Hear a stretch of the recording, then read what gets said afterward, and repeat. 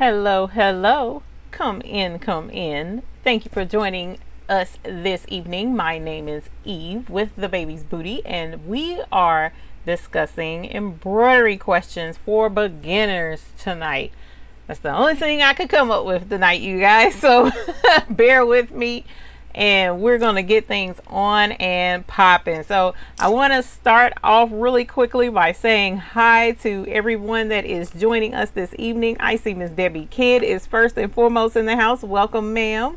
I see Kizzy, Yolanda Daniels. Shayna says we're in here. Well, thank you for joining us this evening. Tanya says hi. Dorothy Gaston says hello to the hashtag hoop group from STL. Welcome. Marilyn Ray. We have Miss Leah. We have Miss Barbara Nance.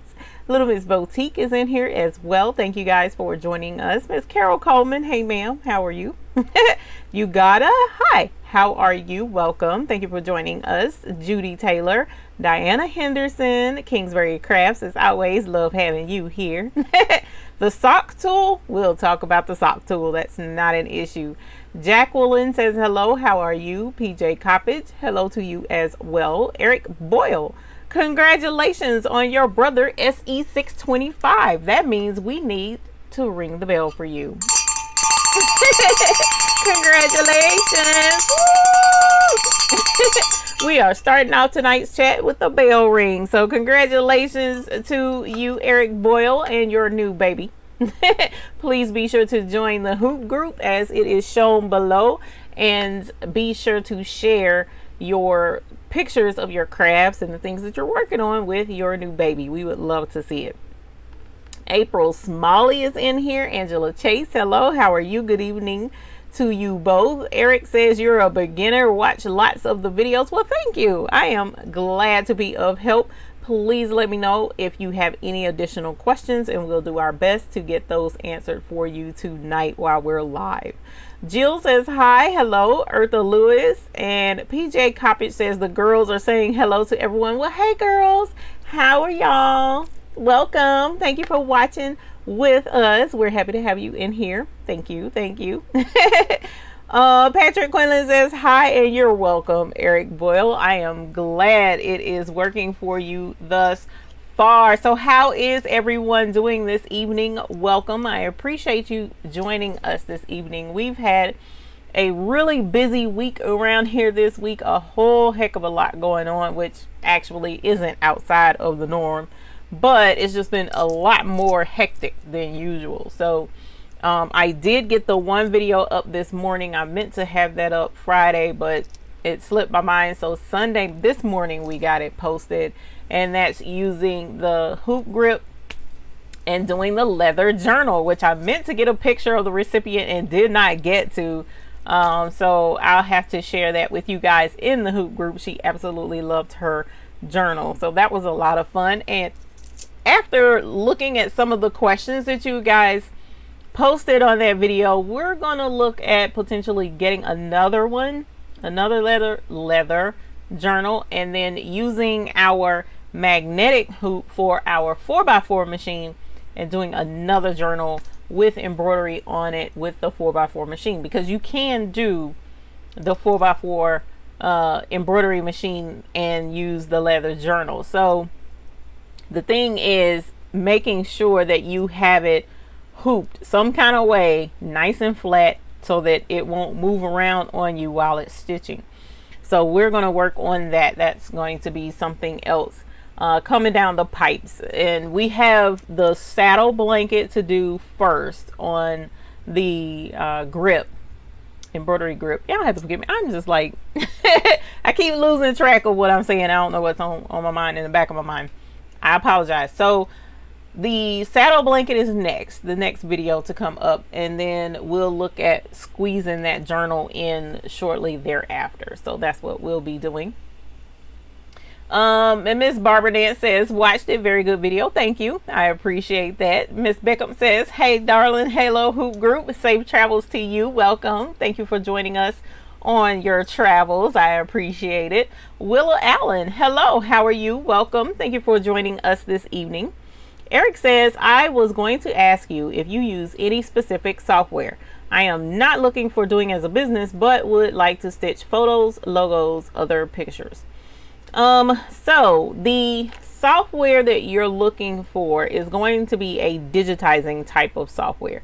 There's a couple of options out there. So whenever you want to take a logo and turn it into stitches, that's considered digitizing. So one of the more affordable programs for digitizing that I usually suggest is Sew Art. And the reason why I suggest that is because the price point on it is very affordable. It's $75 in comparison to a lot of the other programs that you can digitize with. So there's also Embroiderers, which I believe is a few $100s, and then there's also Wilcom Hatch, which is $1,000 to $1,200 depending upon how you pay for it, on up, and so on and so forth. So just depending on how much you want to invest, if you're doing it as a hobby, Sew Art would be the route to go. Or you could also hire a digitizer to digitize logos or whatever for you. So if this is just a hobby and you don't plan on having things digitized on a regular basis, then you could actually just find a digitizer and have them do it for you. And usually it's about $20, $25, something like that per logo, depending upon how detailed it is. And then you don't have to worry about learning a new software, purchasing new software, whatever. So there's a couple of options there for you, just depending again on your budget and what you would like to do. So that's just for changing a logo over into stitches. Now if you want to edit embroidery designs, such as you go out and you buy an embroidery font, and then you go out and you find a, like for instance, I did this with Sew It Pro. Let me grab it. I did this just in the last hour actually. I did this book bag tonight, and this is a prime example of what I mean with Sew It Pro and how it's so useful. So I have this young customer who came and said that she wanted her name on the book bag, and she gave me a couple of font ideas she was looking for, so I knew cursive was one. So I went online, and of course you guys know I love Stitchtopia, and Grace is one of my absolute favorite fonts to use. So I use Grace, a combination of a couple of their different Grace. I think one is Grace 1 and another one is Grace number 3, a few of the letters. But at any rate, so as I was discussing her design for her, she said she wanted a butterfly at the end of her name. So when you're purchasing a font, of course it doesn't come with a butterfly. So I was able to use Sew It Pro, merge all of the letters together, and then find a butterfly, which this particular butterfly came from a design that had like 6 different butterflies on it. So I was able to use Sew It Pro to isolate this butterfly, delete the rest of them, and then move it to right at the end of her letter A swirl. And actually this letter A, the swirl came on down and around, and I was able to use Sew It Pro to delete the stitches to keep that swirl from coming down past the butterfly's wing. So there's a lot of different things that you can do with Sew It Pro to edit designs that are already there. So you can delete things, you can move things, all that cool stuff, and that's what Sew It Pro does. But Sew Art is if I were to take a picture of a butterfly and digitize it from scratch and make my own butterfly. So that's the difference between the two programs and what you can do with them as a beginner. Sew It Pro is $65, and you can do so much with that program. It is so user friendly. It's very easy to use. You can edit, as I showed you. You can delete stitches, you can move stitches, you can resize a little bit. Sew It Pro is awesome. So I push that very heavily, and if you go to the website down here, you can find both of those programs on my website for sale under Sew It Pro or Sew Art. So there's a whole category list of different software programs that are under the Sew What suite, and Sew What Pro is one, Sew Art is another.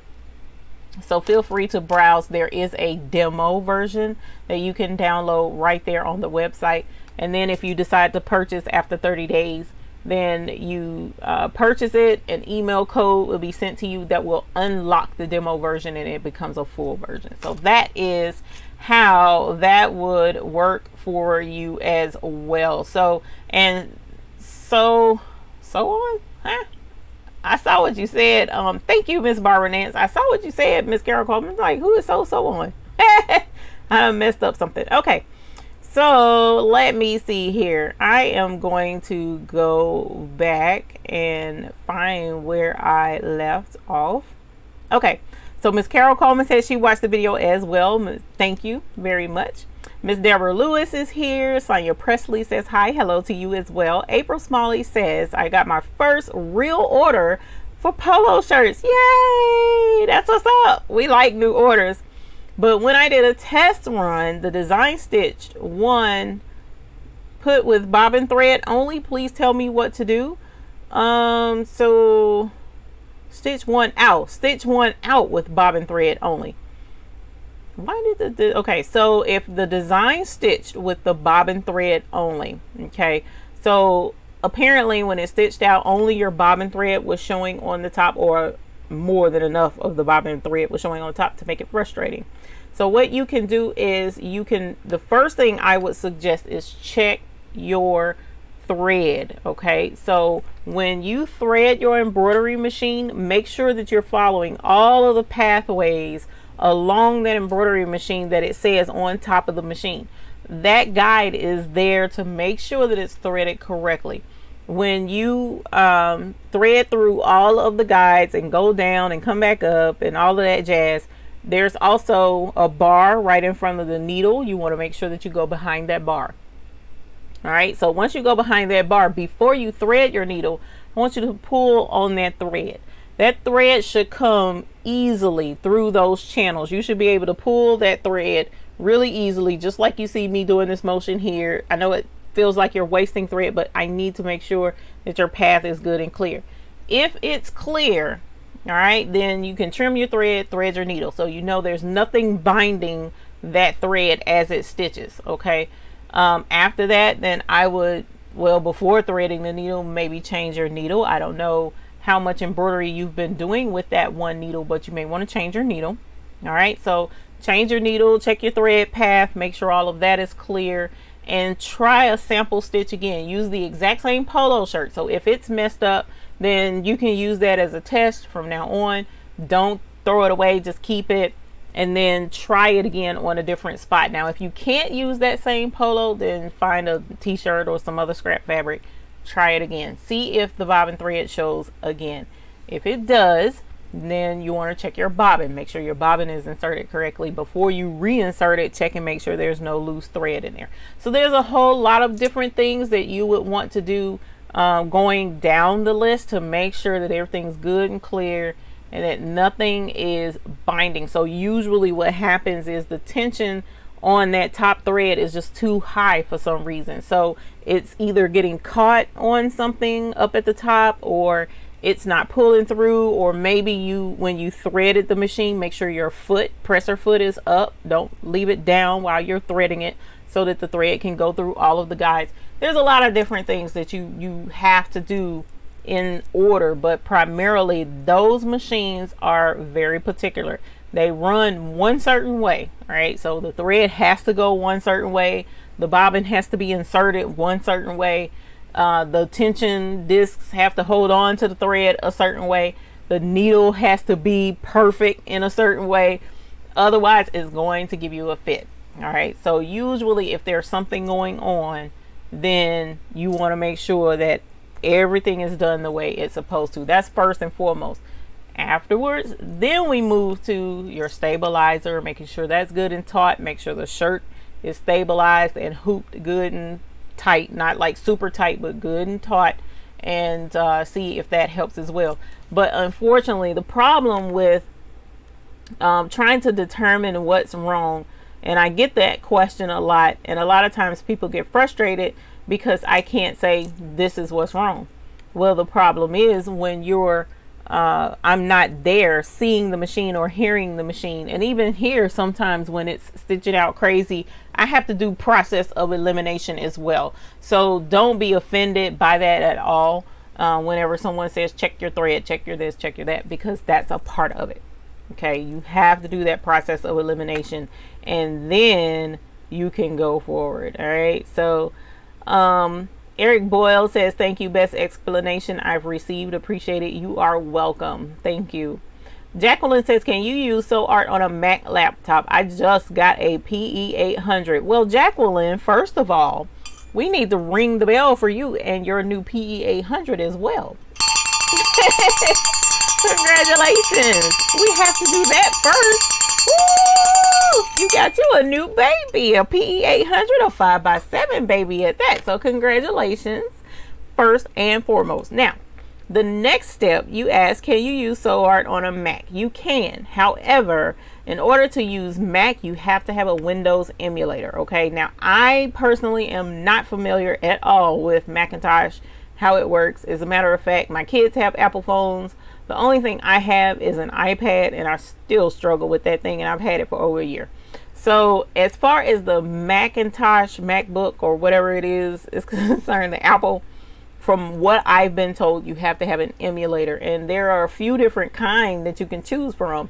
But one of the things you can do is go on to thebabiesbooty.com, as listed down below, and go to the Sew Art page where you can purchase it and download the demo. And there's a section down there for Mac users, and you can follow that link and it'll take you to a page that tells you more about how to install on an Apple computer, because I really don't know, and I apologize for that, but I have no experience with it. But I do know that there are many who successfully do use Sew It Pro and the suite on a Macintosh computer, but they just have to use an emulator. Satara, hello, welcome. Thank you for joining us. We appreciate you being here with us. And hello, Miss Jalil. Thank you for joining me as always. Latasha says, hi, Even Babies Booty family. Hello. Debbie D, hello, how are you? Dorothy Gaston, thank you very much. And Carol Coleman, thank you for your complimentary welcomes on the book bag. That was not difficult to do, but I was holding my breath the entire time. So on says, hello, how are you? Welcome. I appreciate you joining us this evening. And Jalil says, that's great ideas. I'm not sure what I said. That was good ideas. But thank you. I appreciate it. And I need to get with you, because a new order came down the pipes. Yay. Tanya says, Tanya is talking to Ms. Bickham. I appreciate that. Nancy Faust says, hello from Iowa. Hello. And again, if you have any questions, please drop them in the comments and we'll get them answered. Angelia says, hi, Even the Hoop Group. Hello, how are you? Been watching on my phone because my computer was updating, but now on the computer. I know my computer did some updates and YouTube keeps doing updates. So that's why I was a couple of minutes late logging in tonight, because my YouTube password was changed. I had nothing to do with that. And I'm like, oh my God, would y'all really want to pull that on me tonight? But at any rate, that's a different story. Robin Bryant says, hello from Missouri. Hello. And Miss Phenomenal Creations, welcome. Thank you for joining us. Marge Campbell says, hello to everyone. And Suzanne Go Grand Go, hello from Florida. Welcome. Thank you for joining us. Miss Bickham says she's very new to sublimation, but loving it. So has anyone else delved newly into sublimation? It's been a lot of fun. I haven't had an opportunity to do much sublimation because for some reason I've gotten a huge influx of embroidery orders lately, which I've been like kind of dry a little bit when it comes to embroidery. So it's I do have one order that I'm needing to be working on right now for sublimation, and I'll be attacking that either late tonight or first thing wee hours of the morning, early morning. So there's a lot going down in Sublimationville for other folks, but I want mine to pick up as well. Let me see something really quick. Yep, there we go. All right. So on is saying hello to Miss Carol, so hopefully you caught that message. Miss Social Deb, hello, how are you? Bickham says, I love that font, Eve. Your embroidery work on it is beautiful. Thank you very much. I love Stitchtopia's fonts. Y'all know that I talk about it all the time. Stitchtopia's fonts stitch out gorgeously and flawlessly every single time. I absolutely love them. So if you are not familiar with Stitchtopia, the link should be in the description box below. Please check them out. She's having a great sale right now on her fonts. So now is a good time to stock up on fonts. And if it's your first time buying fonts from her, there is a code, referral code, that you can use down in the description if you would like to, and it gives you an extra little percentage off of your purchase. So definitely check her out because her fonts are gorgeous. Aisha Earth says hello from New York. Welcome. Thank you for joining us from New York. Let us see. Marge Campbell suggested if you only see bobbin thread on top and top thread is good, check how the bobbin is threaded. Sounds like the bobbin thread is not in the bobbin case correctly. And again, yes, you have to make sure every single part of the embroidery machine, from the thread to the bobbin, everything has to be inserted a certain way. You can't just put it in backwards and it works. Sometimes it'll work for folks, but in most cases it won't. So make sure that your embroidery thread bobbin is being threaded correctly and inserted into the machine. So before you lay that bobbin down into the machine, your embroidery thread should be coming off to the left, and then set it down in the machine that way and thread it through the guide. So definitely check that. Yes. Shamina says hello even everyone, ready to purchase my PE 800. Holler. I tried last night to click on your link to Amazon from the last YouTube video and it wasn't highlighted, so I couldn't click on it. Oh no, I'll have to check that. If I just go to my Amazon account page, how do I get to your store? That's a good question. So let me check and see if the link down below on this one is working. And hopefully, oh Lord, do I have a link down below? No, doesn't look like I do. So I have to make sure that I put one down below. As a matter of fact, I'll go do that now. But I'll make sure that that link is down in this particular description. And as I mentioned, with YouTube making quite a few changes in, oh, right there, in their servers and update and stuff, it's been quite interesting in trying to get all of my links to work properly. Lots of fun, y'all, lots of fun. All right, so I'm gonna copy this and I'm gonna paste it here, and boom. All right, so hopefully that will be updated here shortly, and then you can click that link. Let me know if it does not work, and I appreciate you asking and being willing to use the affiliate link. It does help a lot, so I definitely appreciate it. Let me see. Well, I can't tell if it's going to highlight on my side, unfortunately, so let me know if it doesn't. Uh-oh, I saw a question. Barbara Nance says, make sure the thread is coming off of the off of the spool smoothly. That is an excellent suggestion. So on says, did you try to copy and paste, Shamina? That's a good suggestion. Thank you. Little Miss Boutique, Miss Eve, I just ordered the magnetic bobbin thread. Holler. What are your thoughts for those? Also, I got the hoop fixture. Yes, congratulations on that. The magnetic bobbins, I've used magnetic bobbins, I've used regular bobbins, and the funny thing is, I don't notice a difference, me personally, but what I do know is the cool thing about the magnetic bobbins, if they're like mine, so I have like cardboard on one side and the magnetic on the back. Okay, so with this type, you can you can insert it backwards, but you know automatically as soon as you pick it up, you don't even have to think, the magnet goes inside the bobbin. So when you put it in, you shouldn't see this, you should see the label. So it keeps me from inserting the bobbin incorrectly when I'm in a rush and I'm just changing out a bobbin, trying to get to the next bobbin set and move on with my project.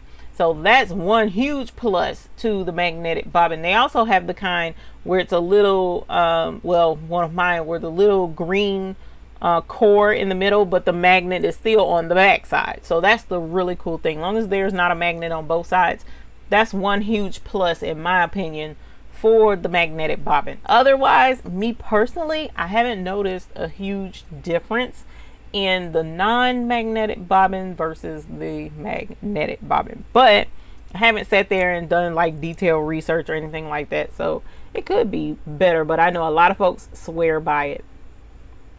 Let us see. Sheila Cushionberry says, finally made it. Was busy making homemade spring rolls. What did I miss? Well, Sheila Cushionberry, homemade spring rolls are totally awesome. We don't deny those around here. So you enjoy those. I am quite jealous right now. Robin Bryant says, yes, I just got all my sublimation stuff really fun. Yes, sublimation is awesome. So please be sure to share some of your projects. I would love to see those. Iasia Earth says, I have Brothers Project Runway to sew and SE600 to embroider to get orders out quick. Yes, it does help to have a dedicated sewing machine and a dedicated embroidery machine. It does make a huge difference. So definitely, thank you, Will. I didn't even know you were in here. I appreciate that. I don't even know what that person said. Shonda Coleman says, hello from Arkansas. Welcome. Thank you for joining us this evening. Barbara Grothier says, hello all. Been a long time since I've been able to make it on. Also got a new PE 800. Now have a 400 and also a 625. Addicting. Guess what we're going to have to do for you? Woo! Big girl, big girl. We got the big girl upgrade going on around here tonight. She has the 400, 625, and now the big dog 800. Congratulations. You're going to have a lot of fun with those three babies and having them humming at the same time. So congratulations on your new baby, Miss Barbara, and welcome back. We're always happy to have you here. Pearl Lucas says, hello, Sheila Cushionberry. Thank you. So Crafty says, hi, Eve, and sorry I'm late. You're never late. You're always welcome.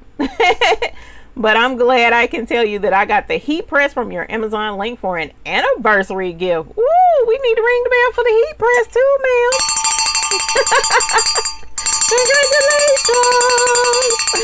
Congratulations! Heat presses are babies too, man. I absolutely love both of mine. So please make sure you're sharing pictures of your projects because we love putting them things to work.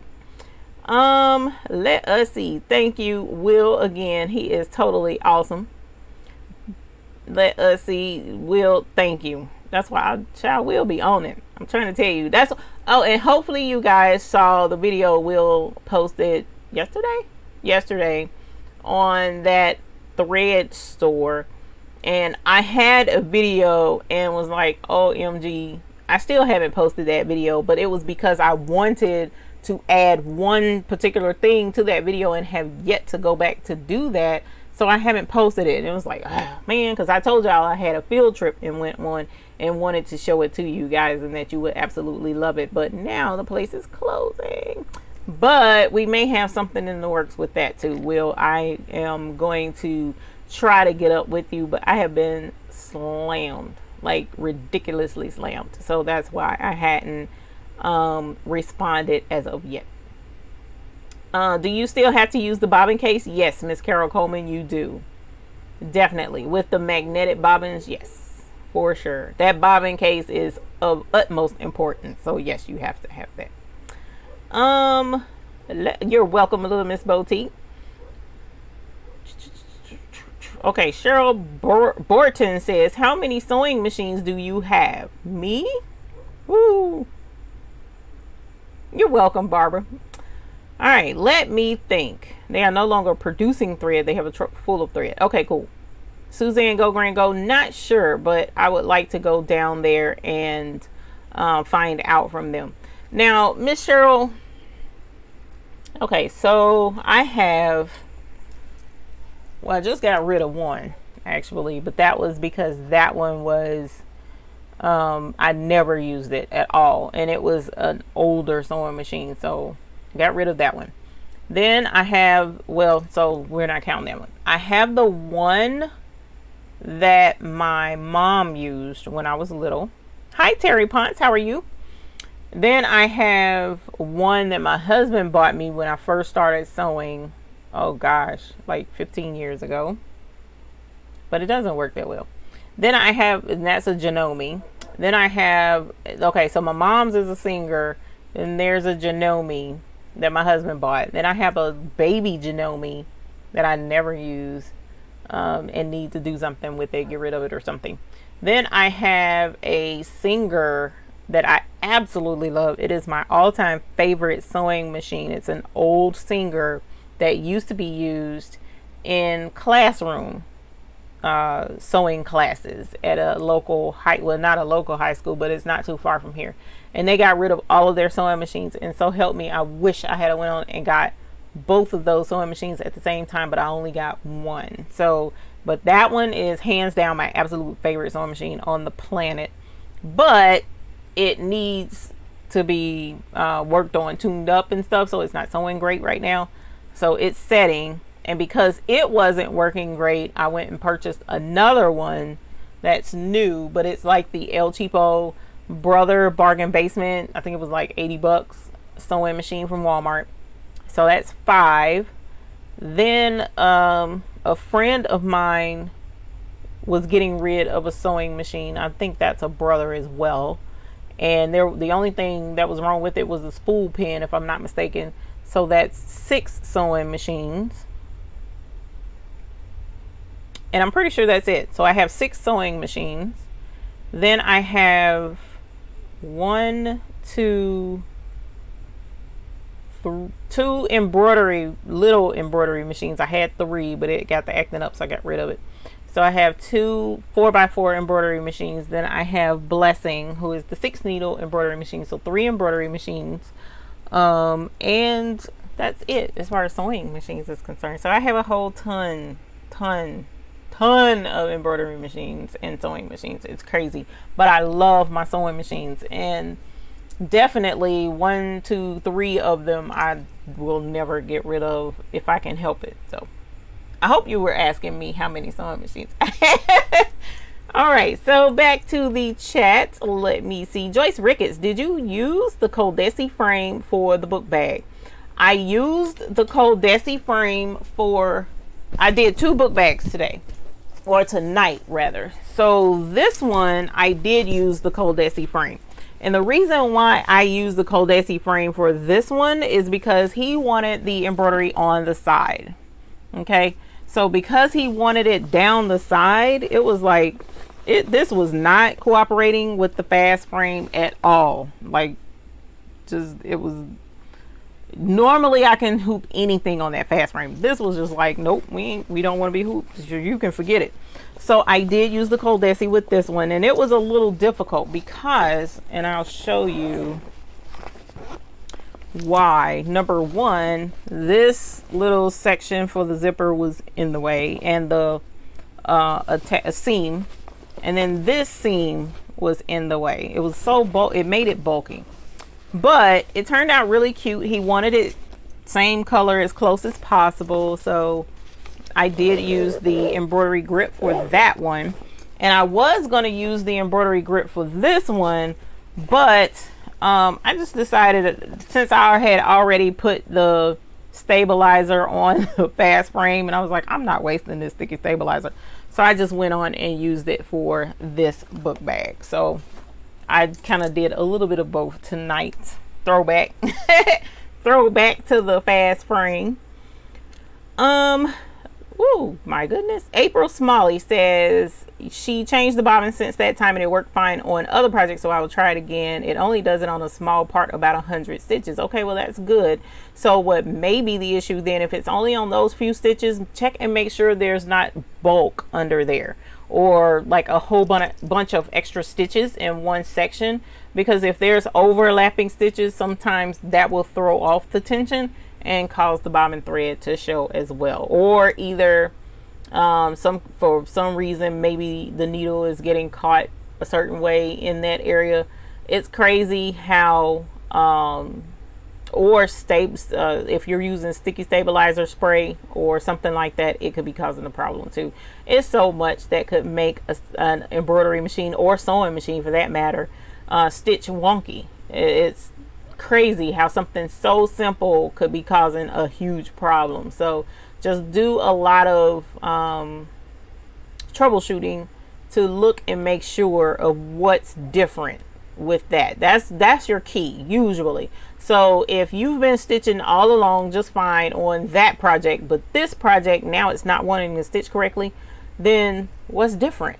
You know, and that's what I like to tell people. What's different this time versus what you were doing 10 minutes ago or 2 days ago? What's different? And then that should help you also narrow down what's wrong, because if you're using the exact same thread, the exact same bobbin, you didn't run out of the bobbin thread and the bobbin was stitching just fine, then okay, so maybe it's the needle. Maybe your needle's acting up, or maybe it's the material that you're stitching on, or maybe it's the way that it's hooped. So those are your telltale signs. I use the process of elimination and reasoning to try and figure out what could be going wrong. Shamina says, what is the name of the stabilizing spray that doesn't clog the needle? You told us a while ago and I didn't write it down. The one that I like to use, I think this is it. Let me check and make sure.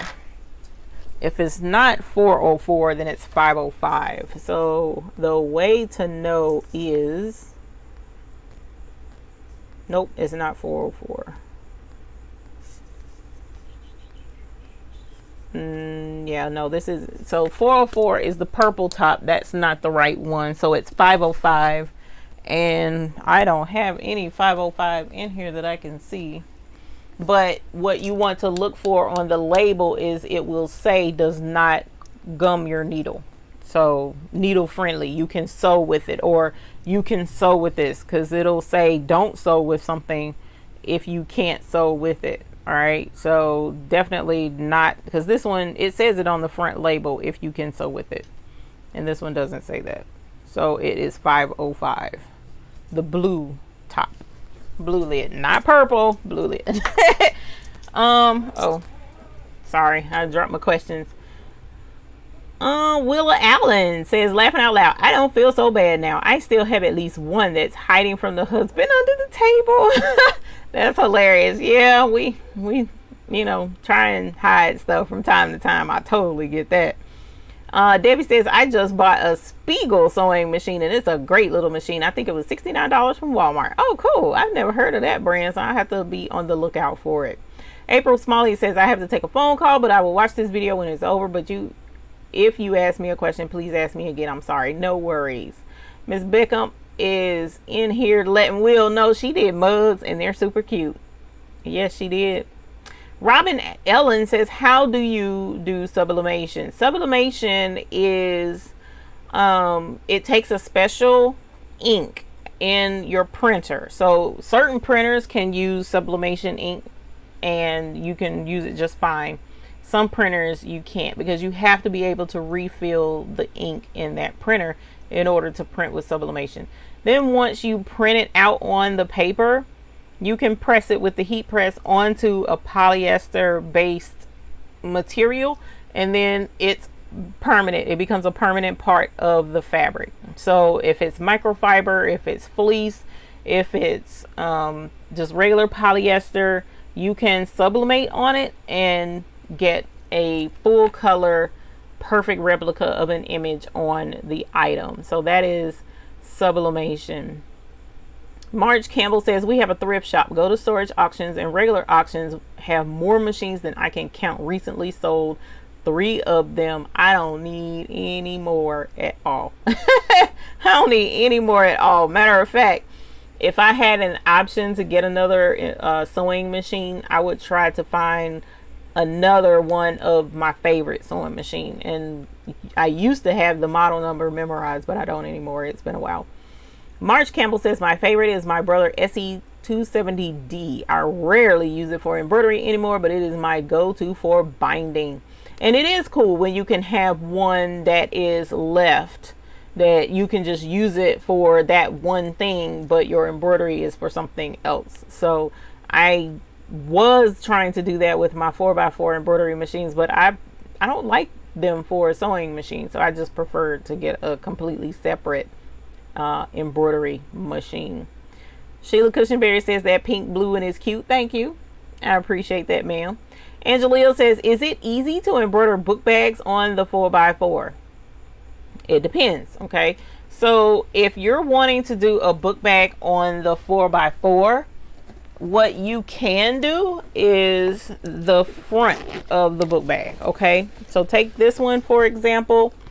If it did not have this label here, you could open it all the way up, as open as you possibly can, and then you fold this back and lay this on the 4x4 just like it is, and you can embroider on the front of that.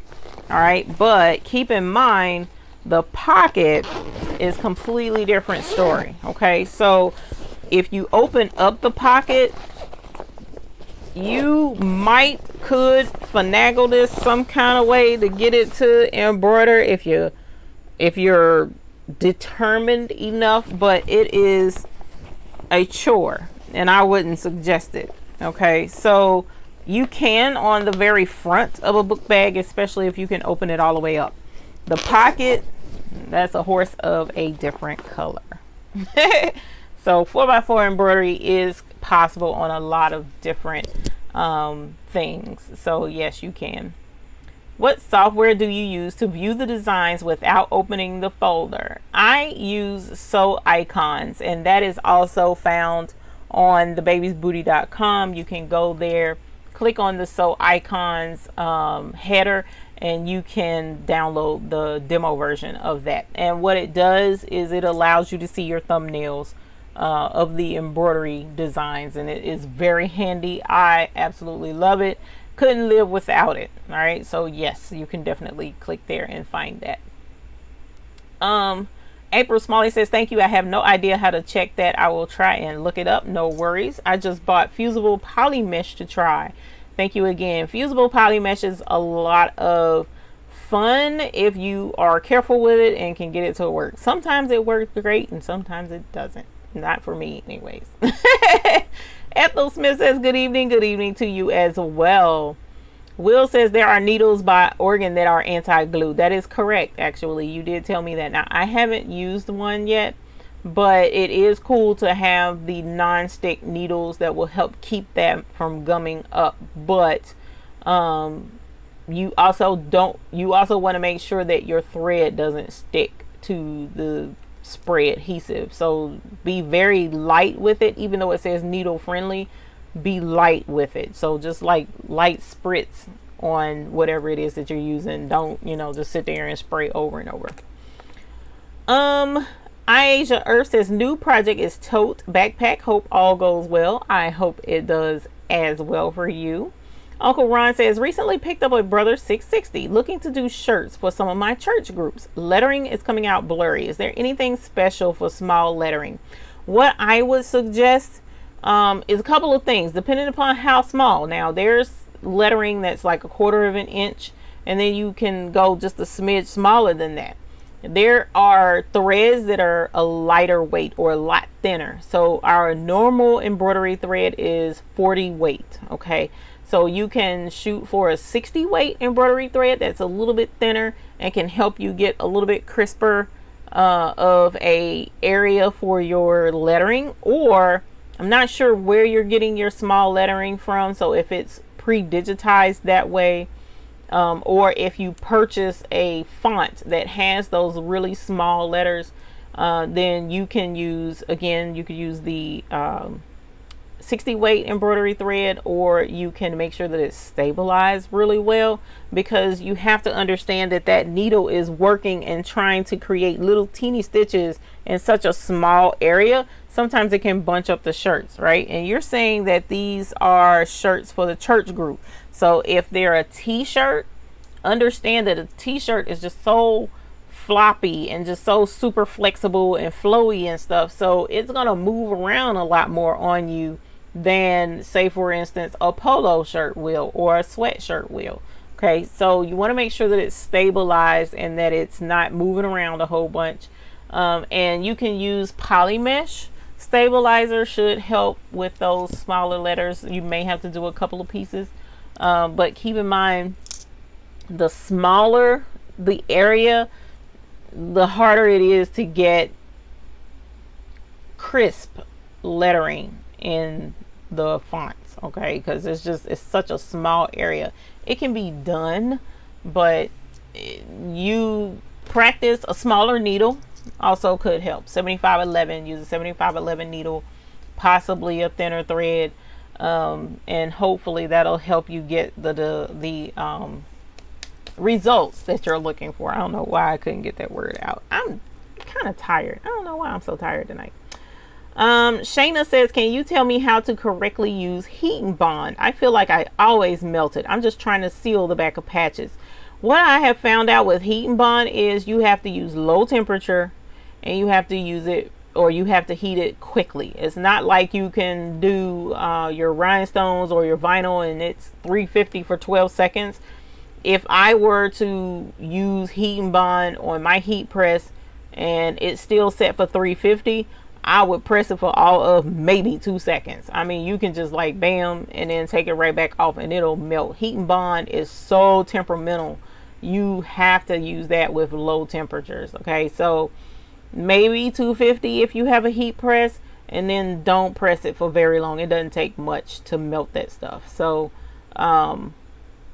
I prefer, I don't know which heat and bond you're using, whether it's the thicker one or the heavy heat and bond or the regular heat and bond. But if it's heavy, then 2-3 seconds and you should melt pretty good. If it's the lighter one, barely a second. I mean, it's just like hit it and then look at it and see if it's sealed the way you want it, hit it again. That's the type, until you get the feel for how long you can have it at whatever temperature it is of the item that you're using to press it with. Joyce Ricketts says, want to know if your blessing machine gives a lot of problems. No ma'am, it doesn't. It does not. One of the things that I make sure of is that I keep the maintenance up. So the machine suggests that you oil it, a drop of oil every day in the bobbin area. Drop of oil every day. I make sure that it's cleaned out every day. I have a set of brushes that I use in my machine to get it cleaned out, and these brushes I got from Harbor Freight. They are in the air compressor area. So if you go over to where air compressor parts are sold, you will find this set of brushes, and this set of brushes is $1.50, I think, and it's 5 brushes on there, each in varying sizes. So you can take your time and choose, like the bigger brush can go up in the bigger parts to pull out lint and string, and the smaller brushes can pull out the smaller parts up in where the bobbin case snaps in. I use that to clean up in that area and whatnot. So I use these brushes quite frequently to clean out my embroidery machine, and keep my needles switched out fairly regularly, and make sure that it stays threaded correctly. But no, very rarely do I have any issues out of my embroidery machine. I absolutely love it. It's a workhorse. It has, how many stitches do I have on this thing? I don't even know anymore. Let's see. I don't know. I don't even know how to look it up. Hold on, let me see. Oh, there we go. I have, what is that? 1, 2, 3, what's it? 5 million. No, I don't. I have 17,980,089 stitches on blessing.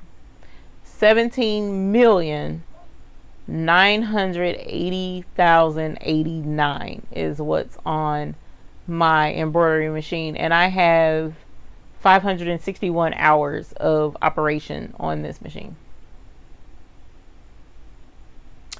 So yeah, she's been busy. I've had her 2 years, so 17 million stitches in 2 years, which really isn't a lot of stitches. It really isn't, or at least that's what my dealer told me when I called him and I'm like, I have 3 million stitches on my machine. He busted out laughing and was like, really? I'm like, don't hurt my feelings like that. I thought that was a lot. I don't know. So yeah, it's not a lot. 17 million is not a lot of stitches in 2 years. Aisha Earth says, I received a cameo cutter and heat press last night. That's what's up. Congratulations on that. The cameo is a excellent cutting machine, and your heat press, we need to ring the bell for you as well because you have goodies. Congratulations on your set of goodies. You got a cutting baby and a heating baby. So please be sure that you put your pictures of your projects in the Hoop group and share with us. We absolutely love to see those. Stacy says, hi Eve and Hoop group, just joining the chat. Welcome. Thank you. If you have any questions, if you are a beginner, please put them in the comments below. If you're an experienced embroiderer, you're more than welcome to chime in as well to help answer questions. I have no issues with that at all. Susan says, I think you mentioned once before that Cricut might not be relying on the internet soon. Will this be a new model of Cricut? I have no other clue. I hope not, because I will be very sad. But they said by the end of the year, it's a good possibility that they will no longer be internet based. And that would be a huge plus in my book, especially if it retroactively works with the older Cricut machines, because one of the things that frustrates me more than anything is to be working on a project and for whatever reason the internet goes out and my whole project is ruined because it will stop in the middle of what it's doing and it won't pick up where it left off. You know, like for instance with Blessing, if there's a power outage while I'm embroidering, the power goes out and it's like, seriously, oh my gosh. But when the power comes back on, the machine will say resume from memory or something like that, and I can hit yes and it'll pick right back up where it was and keep right on stitching as if the power never went out. So I absolutely love that. But Cricut, I can't tell you how many projects got ruined because for whatever reason the internet went out from a storm or whatever. It's just really frustrating. Let us see. Want to schedule a one-on-one with you and a consultation. Will you be up to me flying in? Because I'm a hands-on type of gal. Mr. is a pilot and I get to fly anywhere in the world at no cost. Well, that's fantabulous. Definitely jealous of that. I can get you cheap flights as well. Well, that's cool. Thank you. Holler. That's what I'm talking about. The hookup, honey. The hookup. We could be up for that. The only problem is at this point, I'm not sure when I'm going to be available. Okay. So I just picked up a 800 piece order tonight. Actually, I just picked it up today. They paid for the materials and everything today. So I have to have 250 of that order done by not this coming Monday, but next Monday. Then I have to have the rest done by the following Friday. Okay. So that being the case, I have that order. Then I have another order that I need to get done by Wednesday of this week, Tuesday or Wednesday of this week. I'm shooting for Tuesday. That's why I'm saying Tuesday or Wednesday. And that order is 100 bags that unfortunately I'm having to redo because I messed up and used, I thought I could use Sublimation ink on a heat transfer vinyl, and of course it's not right here, but the dark transfer vinyl, I thought I could use Sublimation ink. You can't. It just completely fuzzed and went blurry, and that was really frustrating. That was so I would definitely like to point out you cannot do that. All right, so don't use dark transfer paper and use Sublimation ink to try to do a dark transfer that you would use with normally regular ink, because it will not dissolve. That's the wrong word. It just fuzzed out, and I could go get one and show it to you, but it's in there and it's just like, oh my god. But I'm gonna have to redo the whole order. It was 100 bags, so I'm gonna have to do it all over again, which isn't that big of a deal because I always make sure that I buy extras of stuff so I have enough product to do it again. But it's the time. All right, so now that's gonna eat into my time, and that doesn't include three other orders I already had. So I have that coming up, and then there's a possibility of me attending an event in October. And if I go to that event in October, I have to prepare for it. So that's going to tie me up definitely September and the first week of October, if I even go. So that's up in the air because of the travel, and the arrangements is up in the air on that. So I don't know. It'll probably be after October before I'm available. So we'll have to definitely discuss that, and then we'll know what's going on. And then that way I'll know what you're after, like what information you need assistance on. But yes, I definitely do consultations. I have even traveled to go do instruction and to teach. So I'm willing to do that as well. But yes, I understand fully the hands-on part of it. Jacqueline says, I can't get SewArt to work with my Mac laptop. I already downloaded an emulator. Jacqueline, I am going to suggest to you to go to Facebook and join the Facebook group So Help Me with Sew What Pro. So Help Me with Sew What Pro. And if you join that group, they will be able, there are folks in there who use Macintosh computers successfully with the Sew What products, and they can walk you through step by step which emulator they used and how they used it, because I have no earthly clue how that works, and I apologize for that. Uncle Ron says thank you. You're welcome. You gotta says somebody said to change thread and needle size for small fonts. Yes, so if you do the 60 weight thread, which is a thinner thread, and then a 7511, which is the thinner needle, it will help you. Valerie says hello from Georgia, first time joining. Welcome. Thank you for joining us this evening. Dorothy Gaston, where do you get machine oil from? I get my machine oil from Joann's. So you can go to Joann's Fabrics and Crafts. They have machine oil. Amazon has machine oil. As a matter of fact, I have a link in my Amazon store for a little tube pen thing for oil. I've also purchased oil from Madeira for embroidery machines. So there's a couple of different places you can get it from. But any sewing repair place or sewing machine where you can purchase, matter of fact, Walmart, you can purchase a kit that has a little bottle of machine oil in it. It comes with a little brush, it comes with the oil, it comes with any of the little stuff that you would need to clean the machine out with, and I think it's pink, if that helps you find it. But look in the sewing notions section and you should be able to get oil there too, and it works just as fine. Reese by Veronica, hello, how are you? And Jaleel says, when doing an outfit on a child's t-shirt and leggings, do I use no-show fusible poly mesh on both, then stabilizer, and after a soft fusible interfacing on the back of the design when done? Okay, so that's a mouthful. You're doing a lot on a lot of different things. So t-shirts and leggings. Now with leggings, no show fusible poly mesh, no show. So for leggings, you could do the fusible no show poly mesh. That shouldn't have an issue. Make sure that your leggings can tolerate the heat of fusing the stabilizer to the back of it. So leggings generally are like super soft, so make sure you're not melting those first and foremost. So if you find that it's not tolerating heat well, then you should be able to use the no show mesh, okay, and be able to embroider on it. Now you say then stabilizer, so you're talking about using no show fusible poly mesh and then another stabilizer.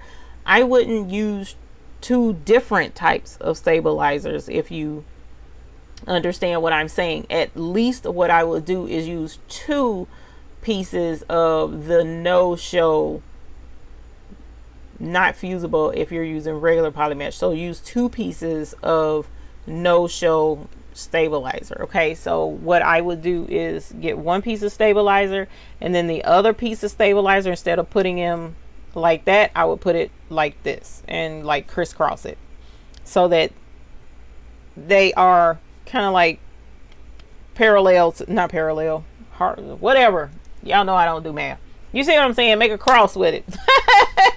so that some kind of which way that adds to the strength of the poly mesh and the structure integrity of it. So you can crisscross pieces.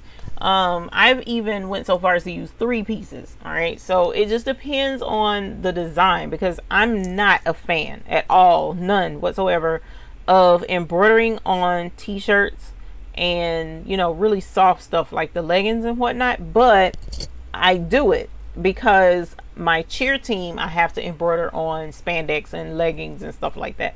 But the reason why is because the fabric is just so soft. You should be using a lightweight design to embroider on these things, because it's lightweight. You know, it's kind of like, why would you take a feather and try to fly a brick on a feather? You know, it's too heavy for that item. So you want to go with a light, airy, lightweight design. And once you do that, then the stabilizer, you don't have to use so much stabilizer to get it on there. Or applique tends to work really well with t-shirts and leggings and stuff like that. That's another alternative to keep from putting so many stitches on a fabric that's so light. But definitely you can use 2 pieces of that stabilizer.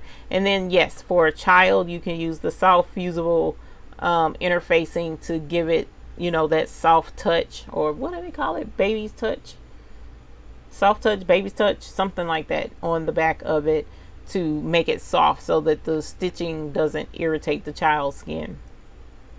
Daryl Williams, hello. We just got a new Brother PE800 and a Brother CS5055 PRW sewing machine. So Mr. Williams, we need to ring the bell for you and your 2 new babies. Congratulations. They got the PE800. Holler! 5x5 gloriousness of embroidery hoop size. I hope you enjoy that for sure, because 5x5 is awesome sauce. You can do a lot of really cool in the hoop projects with your 5x7. So congratulations to you, Mr. Williams. Thank you for letting us know that. Aisha Earth says, yes, really need for you to come to New York and give classes. Had these machines for 2 years and still doing the basic, because I work 12 to 16 hours a day. So you have to understand that working full time really takes away time from you being able to like dig into it. So if you are ever like on vacation or have some time off, which generally we catch up on everything else that we need to catch up on whenever we're on vacation, so I totally get that too. But yes, working full-time makes it tough to get, you know, the full scope of what you're doing with those embroidery machines. So don't feel bad, don't beat yourself up over that at all. Okay, so what we can do is definitely get in touch with each other some kind of way, because I could possibly even do FaceTime or something like that to try and help you out. But ultimately, my favorite is through the video. So if there's something in particular that you're wanting a little more instructions on, let me know, and we'll see about trying to do a private video for you so that you can see exclusively what it is that you're trying to figure out. All right, and hopefully that'll be just as helpful. And that way, as much as I love New York City, keep us both from having to travel or have to put out of our regular routines, because if you're doing 12 to 16 hours a day, we would have to find time to get in there and get some instruction done. So I'm totally for YouTube videos. That's why I love YouTube, y'all. It's like at your convenience, you can do what you want. So April Smiley says, I'm sure if I'm oiling my machine right, I am using the bottle it came in. Should I buy a new bottle with a needle tip? No. You don't have to use a new bottle with a needle point tip. That's only there for convenience. If you usually, the needle point tip is for the machines that are like multi needles, and it's just like little teeny cramped spaces. Because like in this particular machine, I technically need to be oiling the springs at the top as well, and those can be, you know, a little precarious to get up into without damaging anything. So those you could, you know, I would look for the needle point. But otherwise, on a regular embroidery machine, your general flatbed one needle single needle machine, you don't have to have that needle tip. It's just, you know, kicks that you would have it and be like, ooh, I got a needle tip. Sheila Cushionberry says, put her to work in trade for teaching. I know, right? Don't put me to work. That's not nice. Or put her to work. No. You know what? That's not a bad idea. Because God knows I'm going to be struggling this week, y'all. Y'all don't know. I'm going to be working my patootie off. Patty O says, hi, all. Hello, Patty O. Patty O, how are you? Amazing. Can y'all tell I'm tired? It's been a long day. Tracy Etheridge says, hello. Finally was able to catch you online. It's been a couple of months. Well, welcome back, Miss Tracy Etheridge. We're always happy to have you here with us. So please make sure if you have any questions, drop them in the comments below. Sheila Cushionberry says, daughter just called. Apparently over 100,000 people without power, and they were one. So they're headed to my house for some AC. Way too hot in Texas for that many people to not have power. Sending my prayers out to all affected. I know that's right, because we have a lot of viewers that are in here regularly from Texas. So hopefully no one in our area is without power. If so, oh my goodness, please try and find some AC as soon as possible, because it is hot. I know it's been blazing here in North Carolina, so I can only imagine what it's like in Texas. April Smalley says, do you iron the fusible poly mesh onto the fabric first and hoop it with something else? I iron it on with fusible poly mesh and hoop it that way. I usually iron it on and then hoop it with the iron on poly mesh. You can use an additional piece of non-fusible poly mesh. You can do that and hoop it with that, but I generally just use the one piece depending upon what I'm embroidering and how dense it is. Carol Coleman says, is it being used to prevent scratchiness?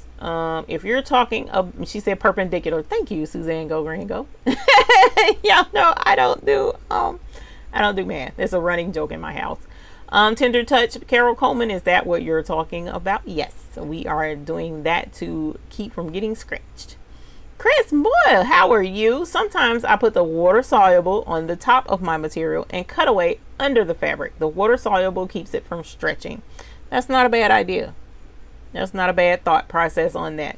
However, I'm still not a fan of doing t-shirts and that super stretchy shirt. Angelia says the design is a ballerina on the shirt and ballerina shoes on the leggings. So that's pretty simple. Should be pretty simple. Hopefully it's not so dense that it causes distortion or stretching. Miss Bickham says, we are making our last stop on our travel, so I have to catch you nice Hoop Group crew members later. Have a great week and God bless you all. Thank you. We appreciate that. You guys please be safe. Alrighty. April Smalley says the PE 650, so you have the 4x4. You have the 4x4 embroidery machine, so there's a lot that you can do with that. Leah says hello. Justin says hello. Hello, Justin. How are you? Shamina says, people don't understand. Us crafters will travel the earth to learn and perfect our craft. Yes, they will. Yes, we will. Yes, we will. And Jane says, hi, enjoying you as we make the long drive home from dropping off our daughter at Florida State University. Congratulations, ma'am. That is huge. Tell that baby she's going to do well down there at Florida State, FSU. So you guys please have safe travels on your way back home. Sharon Davenport says, hello from deep northeast Texas. And yes, power is out here and good evening. Please stay cool. Please stay cool. Please stay cool. Because I know please find somewhere. We don't want anyone sick or getting overheated. So please be careful. April Smalley says it is a polo shirt and this is my first time, so I was going to not hoop it. I was going to float it. You can float it. Floating is good, or floating is helpful. Let me put it that way. So if you decide to float, you could use pins, as long as you pin it way out of the way, please Lord, and pin it on the top, not on the bottom. From the bottom, you don't want pins on the bottom of your hoop ever. So pin from the top if you do that. If you don't, you can use the spray adhesive as we were pointing out, but the blue lid, so the 505 spray, you can use that to help hold the polo in place, just like a really light spritz, not anything super heavy. Or if you have, let's see, if you choose not to hoop, so pinning, if you had sticky stabilizer, you could do that as well. but it's entirely up to you. Leah says, ooh, Leah scored a barely used 15 by 23 heat press this morning. Definitely. Congratulations, ma'am, on that new baby, especially the fact that you scored and it's barely used. Congratulations. We need to find, I've been looking at a bigger heat press, one that goes up to 20 inches, I think. So congratulations. I don't know that I'm going to actually make that step, but it's in the radar, so hopefully that we can. Mr. Justin is in here, and I wanted to touch base with him. So if you have any vinyl questions, please be sure to drop those below. We haven't talked about vinyl in a good while, Justin. We haven't, because the last time you were here, we were talking about mistakes in doing any type of the crafts that we do, but not vinyl. So we need to have another vinyl episode coming up on here. Maybe that's what it is, a 16 by 20. What did you say? You said 15 by 23. Just double check the size. You'll have to start hanging new toys from the ceiling. Yeah, if you can get a hold to great deals, check Facebook Marketplace. Ooh, I love Facebook Marketplace. Facebook Marketplace, Let Go, Offer Up. Not so much. Oh man, that was rude. Not so much Craigslist anymore. Those, I haven't found many deals at all on Craigslist like I used to could. So if you can find deals like that, then you definitely. Oh, and if you have anything that you're interested in offloading to someone local, you can post that in the Hoop group. I don't know that I've ever told you guys that. Do you get to ring the bell for paying off a machine? For show? Yes, ma'am. Yes, ma'am. We definitely do that. We don't play them kind of games. Look, do we need to ring the bell for no more payments? We darn sure will ring the bell for that. April Smalley says thank you. And would you use a tearaway to float it? Sorry, my machine. No, I would not use tearaway. That is a polo shirt. You need to use cutaway stabilizer. Tearaway is for stuff like this book bag. Yo, what in the world is going on? Hold on, let me get some caffeine before I go to sleep sitting in here, because that's just how tired I have been. Marge Campbell says, have a good evening. We are in South Plains of Texas near Lubbock, 107. Is that why the power is out? Because of the heat? That's crazy. I know I've heard of that before, because it's just so hot, and the stress on the power grid is so high, it knocks the power. So you guys, please be careful. 16 by 24. Holler! I'm jealous. I am definitely jealous of that. What type of vinyl can I use with embroidery? I don't have a heat press. You can use don't use. There was a fire near the substation and it took it. Oh no, that's tragic. That's tragic. Wow, you guys, please be careful. I am so sorry. So if a fire took out the substation, then that means folks is gonna be without power for a good while. So yes, please find a safe, cool environment like ASAP. When you are looking at vinyl, yes, Shamina, give me one moment and I will talk about that. And then getting the locked in price, because my payment didn't clear till the day after the deal. I'll check with her on that, Shamina, because as long as the deposit was down, the price should have been locked in. We'll talk about it. Day after the that you talking about May 4th or May 4th. If you're talking about May 4th, it should have I can understand that, but you can still use t-shirt vinyl but use an iron. Yeah, but what I was going to say, Justin, thank you. What I was going to mention though was this vinyl, and it's right here on the floor. So there's a couple of different versions of vinyl. This one is more like sticker vinyl. So this vinyl, you have white on the back. It's white paper. And you have your adhesive, the actual vinyl part on the front. You peel this and use it as a sticker. You don't use this with embroidery. Wrong type vinyl. The vinyl you want to use is heat press vinyl, and there is no paper on the back. You don't have to peel anything. Well, you do have to heat press it heat presses on. Y'all, I'm tired. Oh my god, I cannot realize. I mean, I'm tripping that I'm actually tired, so my brain isn't working right. Thank you, Justin. Kick in on the vinyl if you would like to. Shamina. Okay, so as far as the cruise is concerned, let us talk about the cruise. How often do embroidery needles break? Mine break rarely. The only time my needles break is when I stitch on something I'm not supposed to, like it hits the hoop, the side of the hoop, or if the thread gets tangled up at the top and it gets bound, it'll break the needle with that. Or if it's too many stitches in one area, it'll break there as well. You definitely want to, yes, I'm glad you're going as well.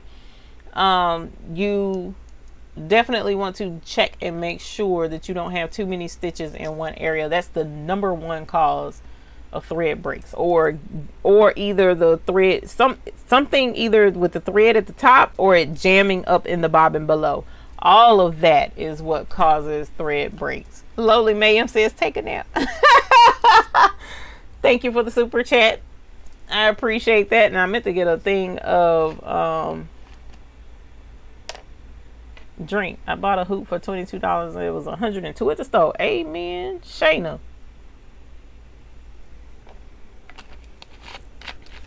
Excuse me, you guys. Sorry about that.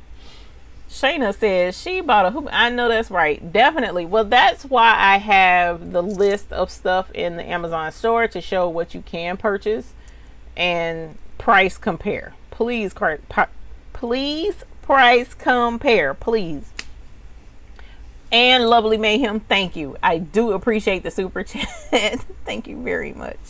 We always appreciate support of this channel. Now back to the cruise. Okay, so it's been a while since I've talked to you guys about the cruise. The reason being is because at this point, your dear friend here at the Baby's Booty has been overwhelmed lately. All right, so I finally got clearance in, let's see, this is August, June, July, August, in June, the end of June. Wait a minute, no, yeah, toward the end of June, 1st of July, I got clearance for the classes on the ship. We have the classroom space, so that is reserved. We have most of the instructors are confirmed. And we also know what we can and cannot bring. We have a vinyl sponsor. We are working on an embroidery sponsor. However, the main thing that I need to do is get the classes listed so that you guys can go ahead and purchase, for those who want to purchase the bigger class or register for the smaller quick class. Okay, now all of that takes setting up tickets online for the classes. Carol Coleman, thank you very, very much for your generous super chat. We definitely always appreciate your support of our channel. Thank you kindly, very, very much. So I have to actually set up the tickets. I've done part of them, haven't done all of them. You're talking about quilting, soap making, screen printing, vinyl, which we're going to have to go with regular adhesive vinyl because we cannot bring a heat press on board, unfortunately. So there will be no, we can't bring a heat press, we can't have an iron. As far as I know, we can't have anything of that magnitude at all on the ship. So that kind of complicated classes a little bit, only on a couple of classes, like the Rhinestone class. That really was terrible in my opinion, because I was looking forward to pressing stones. But at any rate, we can get around that.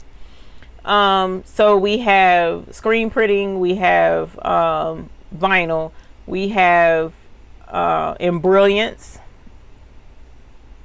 I'm pretty sure that's embrilliance. Then we have, so I think vinyl is the brother scanning cut and the silhouette class. We were going to do a Cricut class, but if Cricut needs the internet, then we will not be doing a Cricut class. So there's a question mark on the Cricut class. Sew What Pro class, Sew Art class.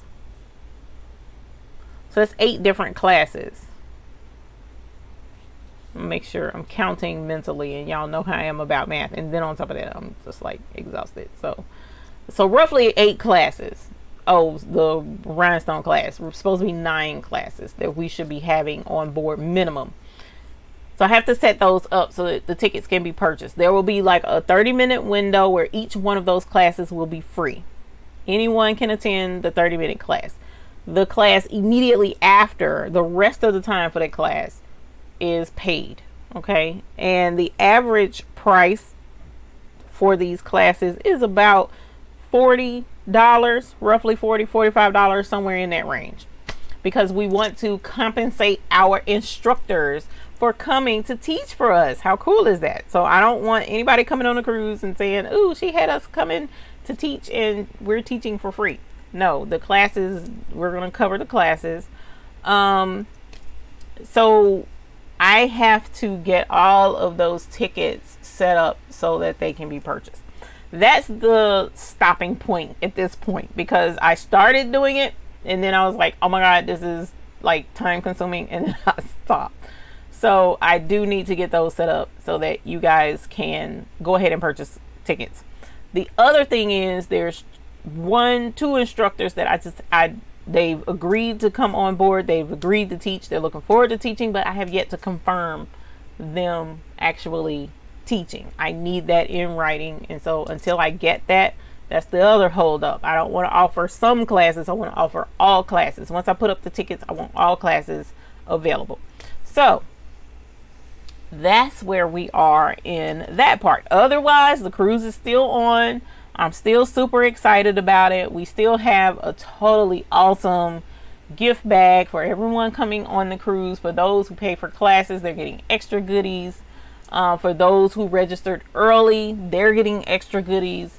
So I'm really looking forward to everyone joining us on this cruise, as many people as possible. So please continue to let folks know about it. I still have folks registering for information, and hopefully soon I can have a moment of zen where I can actually sit down and get that done, or hire someone to help me get that done. And then we'll have more information forthcoming. But from what I understand, and I need to double check, is I want to make sure that the deposit is still on a special right now. So it's $50 a person to reserve a cabin. So each cabin has to have 2 people in it. So if you want to go on the cruise, it's $50 for you. But whomever else that you're going to have to go on the cruise with you, they need to register with you in that same cabin at the same time. They need to have their $50. You need to have your $50. Total of $100 to block your cabin. That amount is non-refundable. Okay. If you want a refundable deposit, then it's $100 a person. So you would have your $100. They'll have their $100. It's $200. You have to reserve at the exact same time to hold your cabin. Okay, so that is refundable up until I believe January of 2020, and we are winding down this year super fast. So the cruise is coming up like really quickly. Okay, so keep in mind there's 2 options for booking this cruise, and the cruise is booked through my travel agent. I believe she's in the description below. She may not be. But push come to shove, you can go to customcraftcruise.com. So let me pop that up there so that you can see that customcraftcruise.com. So if you go here, you can actually get more information about the different instructors that are going to be on the cruise. You also can get information about each one of the classes. That's also where the tickets will be going on sale, is on that website. As soon as I get the ticket sales page up and done, and all of the classes confirmed, and then we will you will have a link on there where you can go to the booking agent's website and actually book your cruise. All right, so hopefully that was enough. Mama Mary says, finally caught you. It's been months trying to get my new baby to sleep. Girlfriend, you has my sympathy. New babies are hard to get to sleep. So Shamina, hopefully that answered your questions. I know I wish I had more updates to give, and there are things going on behind the scenes that I just can't go into right now because we got to get everything concrete, such as the new sponsor for the embroidery part. I have to make sure everything is in writing and everything is finalized and the deal sealed before I can make mention of it and put names and stuff out there. So I am. Oh, thank you, Miss Debbie D. Thank you very much. I really appreciate that. Sheila Cushionberry told me I go get some rest. Everybody's telling me to go to bed. I need to. I am tired, y'all. It's been a long, stressful day. Justin, where's the best place to buy t-shirt vinyl and the name of the t-shirt vinyl? I don't see that that was answered. She will have it in the link. A company we go to has glitter vinyl. There's a couple of places, Angelia. What you would need to look for is HTV, heat transfer vinyl. Heat transfer vinyl. So anything made for a t-shirt, that's the vinyl that you want, because they sign vinyl is the one that's like a sticker. That is not the vinyl that you want. So even if you were to go to Michael's or Joann's and buy the Cricut or the Caesar vinyl from either one of those stores, you want to look for, they actually have a picture of an iron on the shirt to let you know that it's heat activated. I forget what they have on the vinyl. I believe it just shows a sticker where it peels apart for if it's the sign vinyl, like what would go on a wall or what have you. So you want to look for heat applied vinyl. The website, let me put that down here. The website that you can go to for vinyl that I order from locally here in Charlotte is called screenprintresource.com, if I'm not mistaken. So let me put that in there. Screenprintresource.com. And I'm gonna double check that for t-shirt vinyl. And you know what, since you're asking about it, I'll show you some vinyl options for t-shirts. I do have a somewhat sample book right here. I'm gonna double check that screenprintresource.com. Alrighty, so I put that there, so hopefully you'll be able to see that down below. And here is, well, no, not that one. Oh, here we go. So here are some of the glitter vinyls that you can get a hold to through Caesar or that screen print resource. Here are some of the colors that you can use. And the cool thing is you can use this vinyl for applique. All right, so instead of using fabric, you can actually use vinyl. You don't have to use the heat part to adhere the vinyl to your material. You can just lay it on there and let it stitch.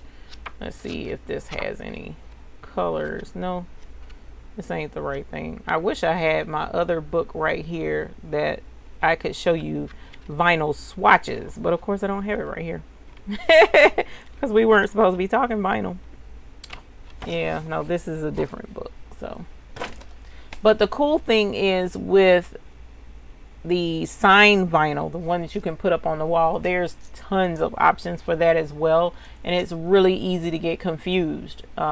Justin will tell you, he is the one that really got me into vinyl and help me clearly understand vinyl and how it works and what to use it for. Oh gosh, Justin, that's right. I just got another possible job offer that I'm definitely gonna need your help with, for a backdrop, putting a logo on a backdrop, black and white. But at any rate, so Justin is the one that's been helping me with that, and he'll let you know I was like totally confused when I first started because I didn't understand the difference between the two.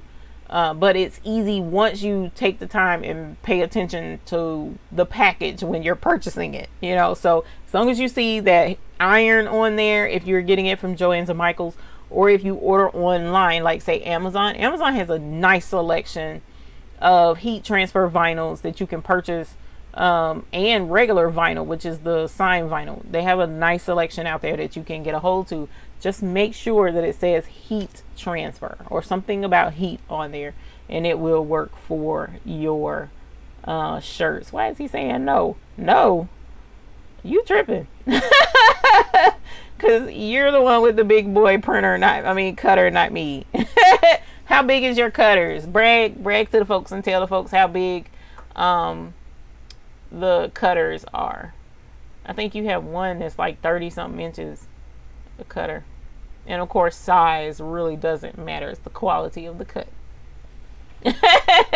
Debbie D, I want to revisit that and let you know I do definitely appreciate the PayPal donation. It is greatly appreciated. Thank you so very much for your generosity, and we definitely appreciate any generosity that's given on this channel and your donations. And for sure, shopping through our Amazon links has always been helpful to me, because we do order a lot of products here in our studio from Amazon. I do definitely, and everything in my Amazon store I use. Okay, so I'm not suggesting things that we don't use here. And all the other referral links definitely are appreciated. So thank you very much. Justin says he has a 32-inch cutter and a 48-inch cutter, and he has the nerve to tell me no. I can't come and cut big stuff because the Cricut and the Silhouette only goes to 12 inches wide, y'all. It's not very big at all. I mean, you're talking about a ruler. So his cutters, you can put big wide sheets of vinyl and stuff and cut it out. One of his cutters name is Olive Oil, and the other cutter is called Betty Boop. Have you tried glitter thread? Any tips or cautions? Yugata says yes. I do have a video out there on using glitter thread. I definitely would suggest a top stitch needle. Top stitch needles have a longer, wider eye in the needle that will help with that glitter thread and keep it from getting so gunked up and stuff. Also, I would look for a glitter thread that is not flat. Okay, so you don't want flat glitter thread, and what I mean by flat is I have some over here. Hold on, I gotta make sure I get my thing so I don't snatch it off my shirt. So is this flat? Yeah, this is flat. And my other glitter thread is right here. And I have, well, I can't reach that right now. I don't feel like reaching for that. I've been done stretched all the Kingdom Come and knocked everything down off my desk. All right, so a couple of glitter thread options. And you know what? I should have got the glitter thread book so that y'all could see that. So this is a spool of glitter thread that is a flat, like plastic almost, thread. Absolutely gorgeous. I love this. Let me see if I can get it to focus for y'all. Absolutely gorgeous golden flakes on this thread. Come on, focus for me. Come on. It ain't wanting to focus, y'all. It's like, it's too pretty. Yeah, it is. So this thread is thin, almost like a ribbon. Okay, matter of fact, it is just like a ribbon. So that glitter thread is about like this.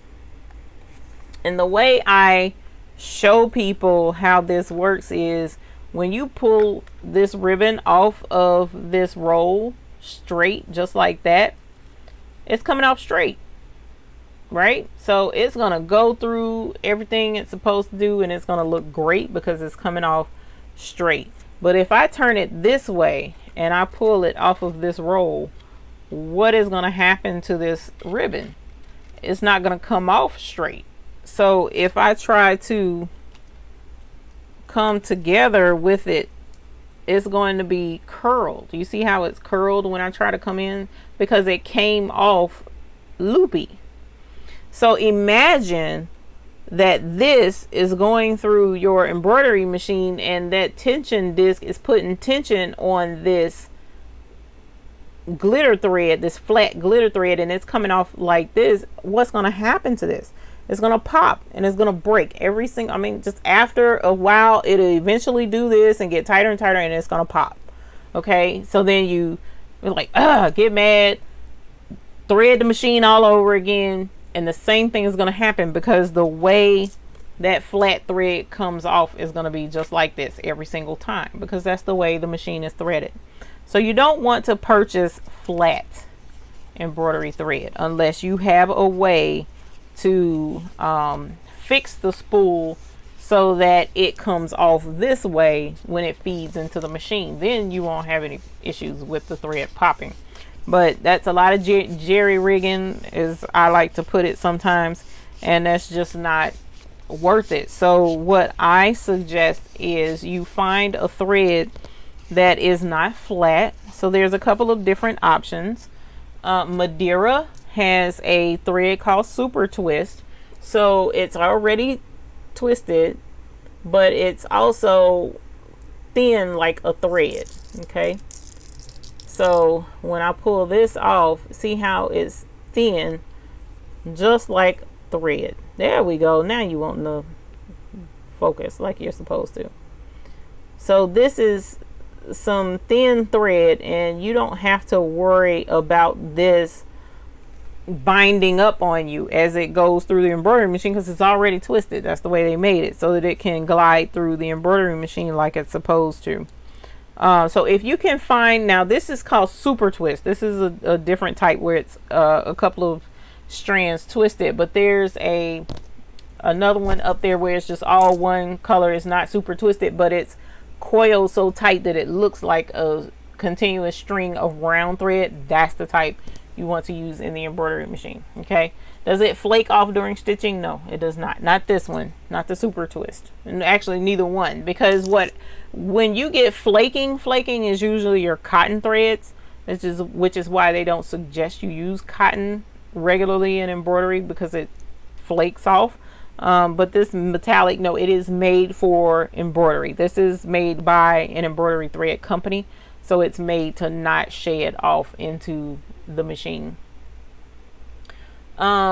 Skippy Farnsworth says, I've been learning more and more about digitizing, overlap, color, pattern, direction, etc.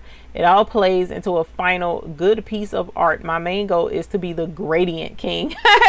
Gradient is nice. When you can get that to come out looking good on embroidery, gradient is gorgeous. Yes. So I wish you the best in your endeavors to be the gradient king. Shamina says, I'm guessing only the 6 through 15 needle can only stitch shoes with the appropriate accessory for shoes. Oh, and somebody else asked about the sock thing. No, that's not true.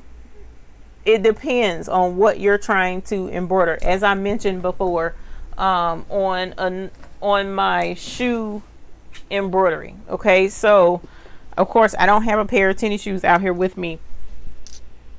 But as I mentioned, this shoe could quite possibly be stitched on a 4x4 or flatbed embroidery machine, because it has these cuts down the side, which will allow you to let this lay flat.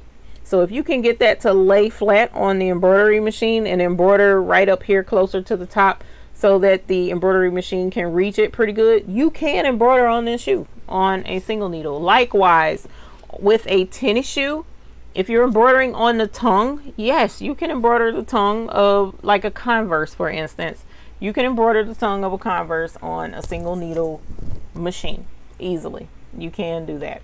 The side of the shoe, maybe not so much, maybe not so easily, because again, you have to be able to get to the side of the shoe and be able to lay it flat. So that's a little bit more of a challenge. But the tongue of the Converse, definitely all day long you can embroider a monogram on the tongue of a shoe. So don't, discount something because it's a little difficult. Sometimes you have to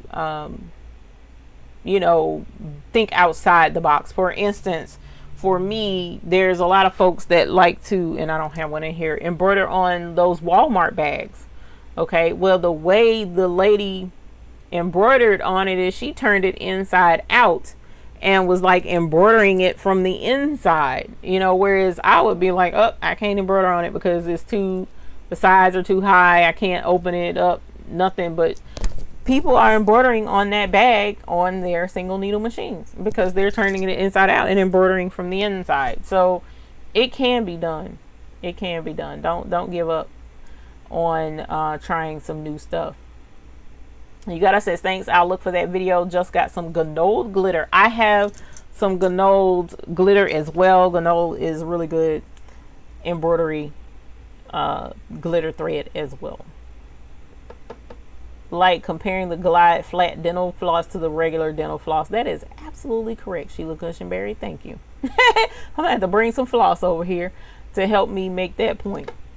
Leah says, seen at Michael's, single sheets of 651. Now 651 is not for embroidery. 651 is for permanent vinyl, like adhering stickers to like this cup, for instance. This isn't vinyl. I think this is screen print, but this would be kind of what it would look like. You could cut 651 out and put it on this cup, and it should theoretically be dishwasher safe. You definitely could wash it by hand. Okay, so this is what it could look like if you were cutting 651 out on your machine. Do you use that in a heat press? No. Some say you can use it and can put it on shirts with a heat press. I've just questioned that, wondered. I always buy HTV. I do not and would not use 651 on a shirt. There really is no need to use 651 on a shirt. It really isn't, because vinyl comes in just about everything that you can get in the 651 or the 641 or whatever brand of adhesive vinyl that's out there. But the heat transfer is made exclusively to melt that glue and attach it permanently to the shirt, whereas that 651 isn't going to do that. So no, I do not and would not use 651. And then you have the possibility of gumming up your needle with that glue, that adhesive that's on the back of the 651. So I wouldn't use it. Suzanne Go, oh well, that's if you use an embroidery. Now if you're just using it to layer a design, I still wouldn't use it. I got something called a thread director, which I can attach to my sewing machine to solve the problem. Yes, so a thread director will work. Also, now that flat glitter thread would be just fine using in your bobbin, because coming off of the bobbin, it'll only come one way and feed up into the design, so you don't have that issue with the bobbin. So you could fill a bobbin with that glitter, that flat glitter thread, but that's pretty much it, unless you have a thread director. Phyllis says, I have the PR 600 baby lock and I've never used it. It's so intimidating. Is there anything that you can recommend to learn this machine? Yes, ma'am. What you could do is get some hand towels from Walmart. This is my favorite thing to suggest to people learning embroidery for the first time. So go get some hand towels from Walmart. If you go to the El Cheapo hand towel section, they are something like $1 maybe for a hand towel, or you can go to the kitchen section and buy a pack of towels, hand towels, for a couple of bucks. It's not a lot of money.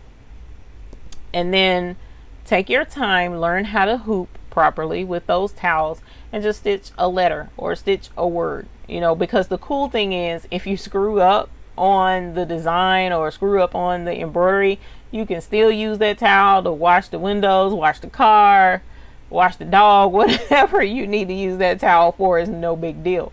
But if you actually get it right and it looks good, well, you can display them in your kitchen or you can give it away as a gift. It's entirely up to you.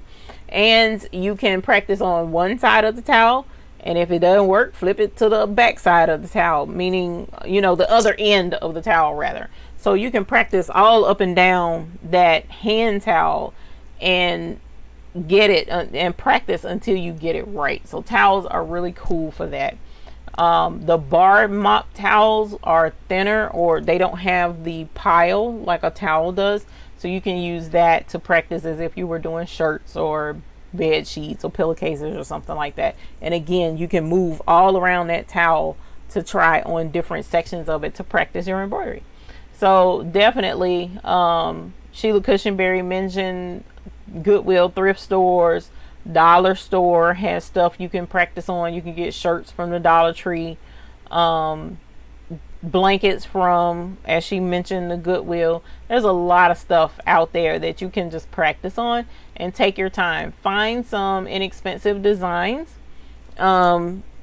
If you go to, let's see, embroiderylibrary.com, I think is in the description below. They have free designs every month, so you can go there and get a free design or two. Let's see, and I'm also trying to connect with another designer to see if I can't start showing or giving you guys access to a bunch of really free designs where you can get free designs regularly every day actually. So hopefully that'll come through. But if you go to, let's see, who else you guys has free embroidery designs? I want to say Sweet Pea. I'm not 100% sure about that. But if you know of a website that has free designs regularly, please link them in the chat so that folks can go there. Skippy says thrift stores are great for getting try out material. Yes, for sure. Eric Boyle, thanks for that suggestion in your videos, because I messed up 5 times before moving to a dollar store shirt and oven mitts. Yes, the dollar store is great for practicing things and getting things to practice on. So for sure. Do you have a video on proper hooping? I do not. I don't think. However, does John Deere ever give anything away? Not that I know of.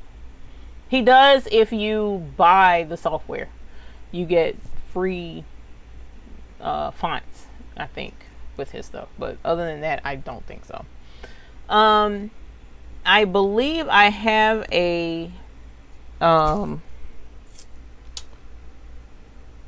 it's called t-shirt guide, t-shirt placement guide or something like that, and the shirt is hot pink and I'm hooping with that, so that may have a little bit of information on how to hoop properly, but otherwise no, I don't have a video. So you guys, Diana Henderson posted Julia's Designs, Creative Kiwi, Designs by Juju has free designs. Mama Mary also says Creative Kiwi. So if you're interested in just trying out your new machine and you want some really neat designs to embroider, check those guys out. Make sure that if you have the 4x4 embroidery machine, make sure that you're downloading 4x4 friendly designs to stitch out, because otherwise if you go to put it on the machine, it's not going to show up because it's bigger than 4x4. So make sure that you're looking for 4x4 embroidery designs. If you have the 5x7, then of course you can do 4x4 up to 5x7. So do that. Angelia says you can sign up for his Facebook page and he gives free designs to his John Deere Facebook followers. So I stand corrected on that. I thought I was on his Facebook page. Am I not? I might not even be paying attention to the designs or whatnot that are being offered, because I just haven't really had much time to be on Facebook lately, unfortunately, other than to post really cool things we've been working on, and that's it. So Debbie Kidd, Oh My Crafty Supplies, yes, oh that's right, Oh My Crafty Supplies has free designs every day. Yes. Cute Embroidery does Oh My Crafty Supplies does also. Oh, Cute Embroidery does. Have I heard of Cute Embroidery? I might have to look them up. so I can be sure that I know what they are. And Designs by Little B is having a sale right now. She has awesome in the hoop project. So if you're interested in tackling a really easy in the hoop project, she has a sale going on right now on her in the hoop projects. And her stuff is inexpensive anyway. Beautiful designs. So check her out as well. Designs by Little B. And I know she's in the description below. PJ Coppage says, we go to the thrift shop to get t-shirts for less than $1. I don't think ours is less than $1. And the Grand has free embroidery designs that you can try out. You Got It says, I've not stitched one out, but Artistic Thread Works has freebies. So check them out as well. You guys, it is 5 minutes till 10. I am at the limit. I've been sleepy. Or not sleepy, but tired, and I'm feeling it. So I'm going to take this moment, this next 5 minutes, to tell you thank you very much. I want to definitely say thank you to our regular supporters. Our Miss Carol Coleman has been a regular supporter. Debbie D is a regular supporter. Justin has been a regular supporter of us. And then we had Miss Lovely Mayhem donating for us tonight. Will has also been a regular donator to this channel, and if I've overlooked a donation that you've made to this channel, I apologize, but we love and appreciate the donations that are being given to this channel, because we definitely use it to further the cool stuff that we do on this channel, because I go out and buy cool stuff to try out, like that leather journal in the other video, and among other things. So thank you very much. I also want to thank those who are interested in the custom craft cruise. That information, as you see, the link is right there. Please join the hoop group if you haven't already.